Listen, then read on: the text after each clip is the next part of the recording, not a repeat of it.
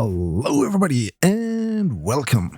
Take-Two decided to close the studio developing Kerbal Space Program 2 at the end of June and then forced everyone still working on it to stay completely silent, leaving the community guessing what the future will bring for the game and the Kerbal brand in general. So I thought this might be a good opportunity to look at 6 potential alternatives to play if you like vehicle-building sandbox games with airplanes and rockets. Quick disclaimer, this video was recorded before Take-Two's earnings call on May 16th, so when you're watching this there might already be some new information in the future of KSP2 available.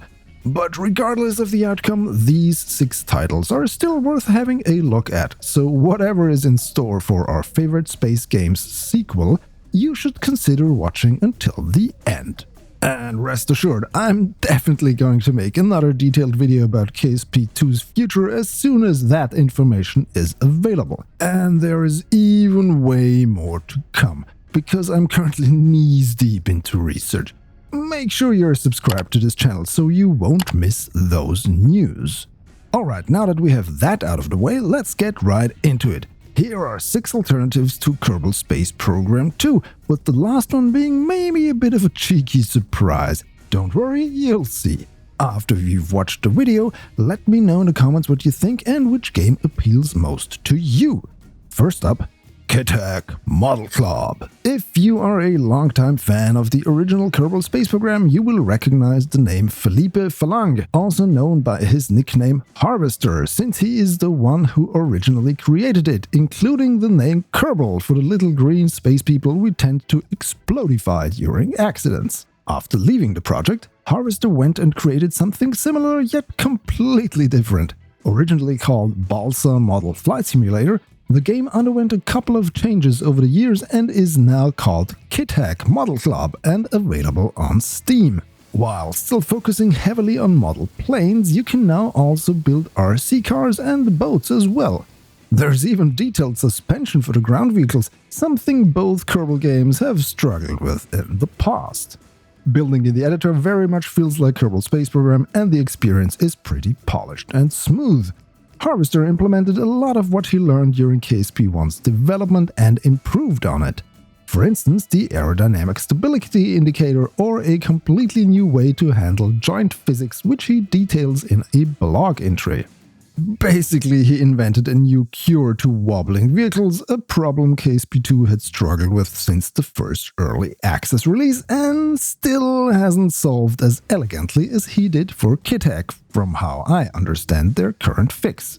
KitHack Model Club is available on Steam and officially still in early access, but you can already build all sorts of vehicles, do challenges, or play together or against other model builders, or kit hackers, whatever you want to call them.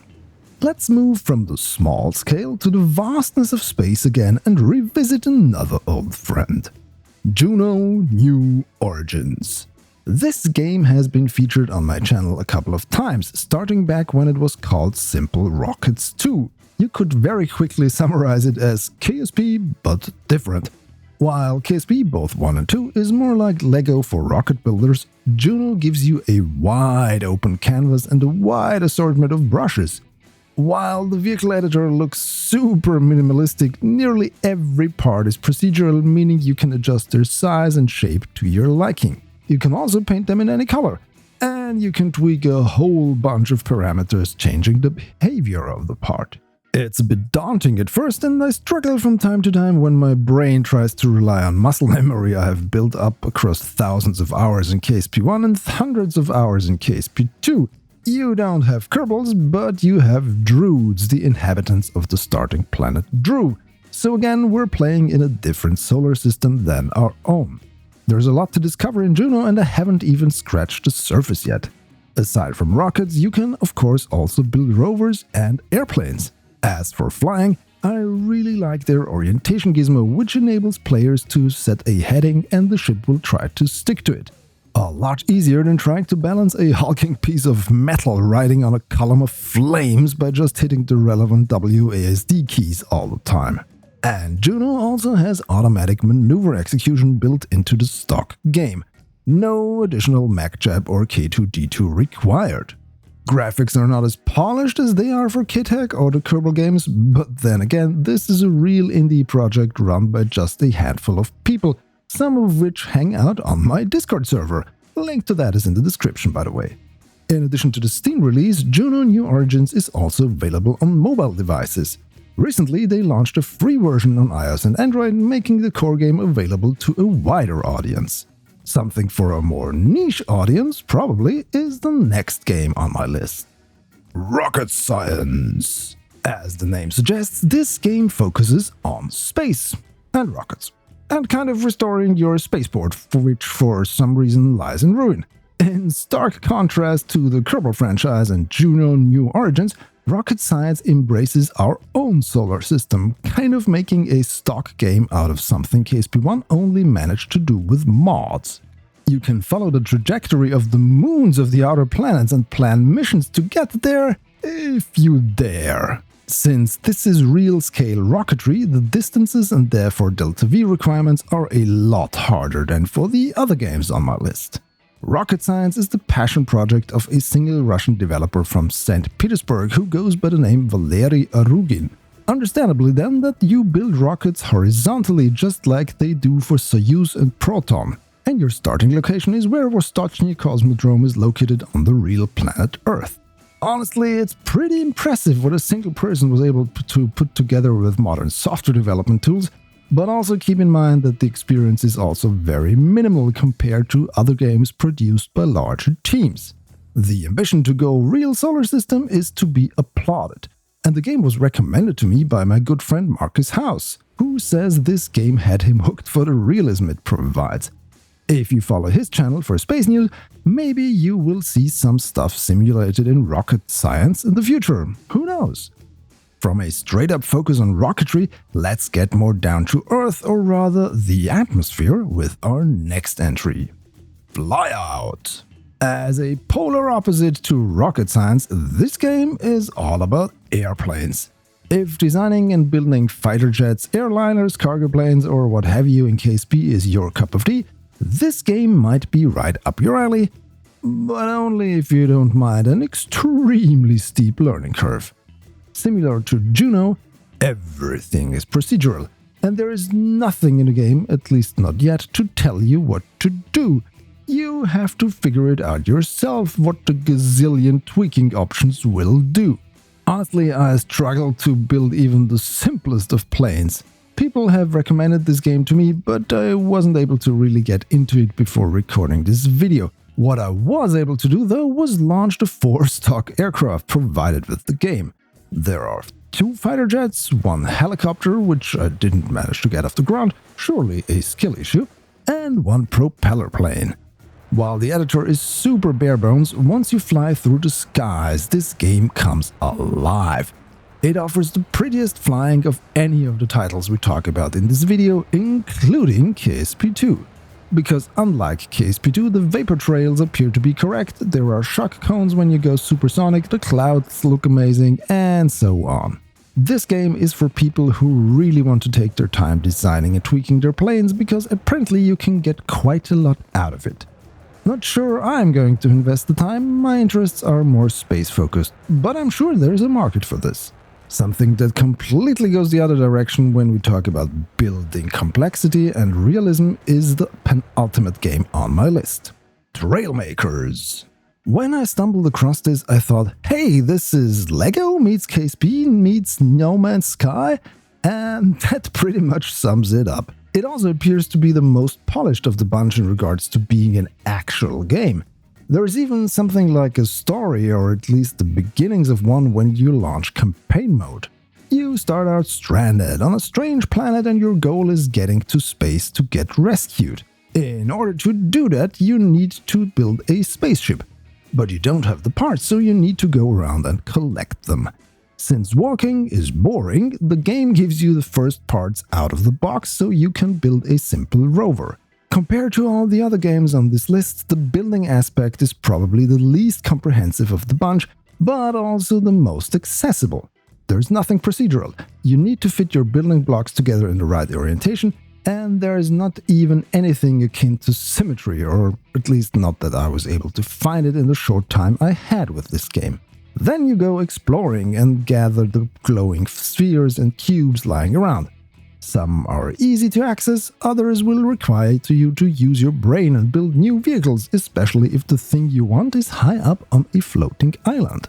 In short, there is a reason why you should experiment with different vehicles and explore new parts of the game world. That's something that none of the other games in this list provide. They're basically all sandbox games that focus on the building aspect a lot. It appears to me that the Trailmakers developers went at it from the other direction. What's an interesting game loop where it makes sense to have a custom vehicle builder for, and then worked on the building aspect. And with that we come to our final entry, which I haven't highlighted in a long while, but many of you will be familiar with. Let me show you what I mean. Kerbal Space Program. Yes, the OG still exists, and it is a full game with full features and most of them working as they should. While I still think the loading times are atrocious compared to KSP2, the overall experience is of course a lot more solid and with a lot less bugs. That comes with the territory of a game that was actively developed over the course of more than a decade, even after reaching version 1.0 back in 2015. It's not perfect, of course.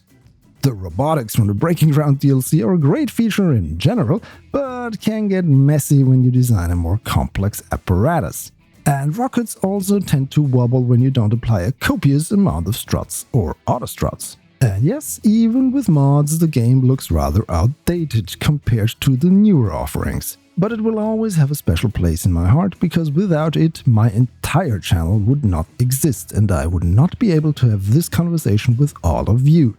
Some of you following me for almost 10 years now, which is mind-boggling. There are so many great memories, from my humongous Normandy recreation to the epic Ozymandias saga to mad 50 Apollo landers for the 50-year anniversary of Apollo 11 to my ultimate mission, Invictus, where I visited all stock planets and moons and then went to the outer planets from the OPM mod. Which of those did you watch, and which of those did you watch when they actually came out over the years? Let me know in the comments.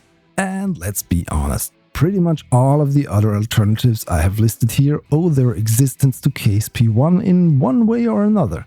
This game was lightning in a bottle and made the soil fertile for more games to follow in its footsteps. It's a bit like Alejandro Jodorowsky's Dune, the movie that was never made, but the crew he collected turned into a new generation of unconventional artists and filmmakers. Big recommendation on that documentary, by the way. Speaking about recommendations, what do you think about my list? Is there anything on it that sparks your interest? Let me know in the comments. The problem with the sequel to KSP was that a big corporation was trying to capture that lightning for a second time, something that rarely succeeds. Still, I enjoyed what we got so far from Kerbal Space Program 2, and I really hope that it someday might still deliver on its promises. Again, the disclaimer, I don't know what the news out of the Take-Two earnings calls are going to be. This video was produced in advance. But again, be assured that I will do a video on KSP2 soon. Actually, 3 videos. You guys don't want to miss what I have unearthed. In that vein, make sure you are or remain subscribed to my channel. And if you want to support my channel further, hop on over on Patreon or join as a YouTube channel member. It's just a small amount, but it would go a long way making sure I will be able to continue doing more research-intensive videos. Thanks to all the wonderful folks who have already decided to invest in the future of this channel, especially those who chose one of the higher tiers. You can see their names on the right side of the screen. Me? I now have a bunch of games to dive into and learn how they work. But I will remain a Kerbal fanboy at heart. No doubt about that. If you enjoyed this video, please subscribe to my channel for more and follow me on my social thingies. The links are in the description. Thanks for watching. Goodbye.